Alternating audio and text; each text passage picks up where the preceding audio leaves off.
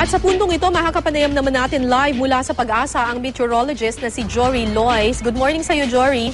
Magandang umaga, Kara. Okay, sir. Medyo nakakabahala ito. Isa yung namatay at may mga sugatan dahil sa tinamaan daw ng kidlat. Ano-ano bang lugar ang mga madalas tamaan ng kidlat or yung dapat nating iwasan lalo pat may paparating na bagyo? Okay, dito sa Pilipinas, wala po tayong lugar na pwedeng iwasan. Actually, kasi nasa tropical tayo at pangkaraniwan na lang po itong mga pagbubuo ng cumulonimbus clouds na kung saan yan yung nag-aano ng thunderstorm.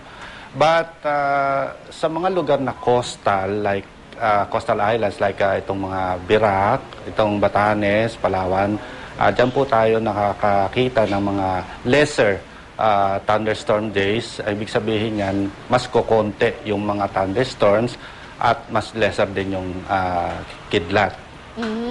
Okay, sa coastal areas. Pero Opo. anywhere, talagang lightning strikes anywhere, kumbaga. Opo, at nangyayari yan, lalo mas marami tuwing wet season or tag-ulan. Okay. So kailangan mag-ingat na lang siguro, di ba? Opo. Oo. Jory, tanong ko na rin sa'yo kasi di ba may binabantayan kayong active low pressure area na posibleng maging bagyo in 2 days. Ito yung bagyong Dido kung sakasakali.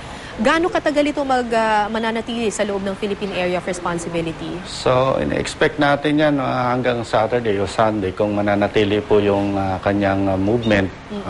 Tsaka medyo tinitingnan pa rin natin yung kanyang pressure kung bababa pa kasi medyo mataas pa, no?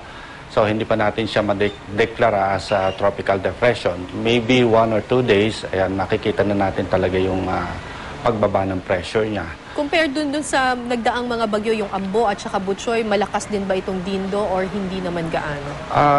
Nakikita namin kahit tropical storm, ay aabutin niya yung tropical storm. Kaya lang medyo nasa taas na siya na bahagi ng Pilipinas. So, magsisimula na uli yung bumaba dahil ma-encounter niya yung tinatawag na malamig na tubig at saka malakas na vertical wind shear dito sa northern latitude.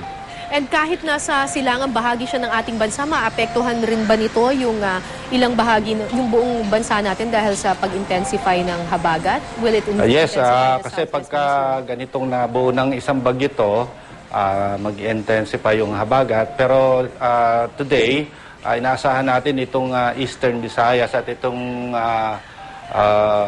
Kabikulan ay mga makakaranas po ng mga pag-ulan at sa mga susunod na araw, maapektuhan naman itong mga kanlurang bahagi ng Luzon. Okay, maraming salamat, Jory Lois ng Pag-asa.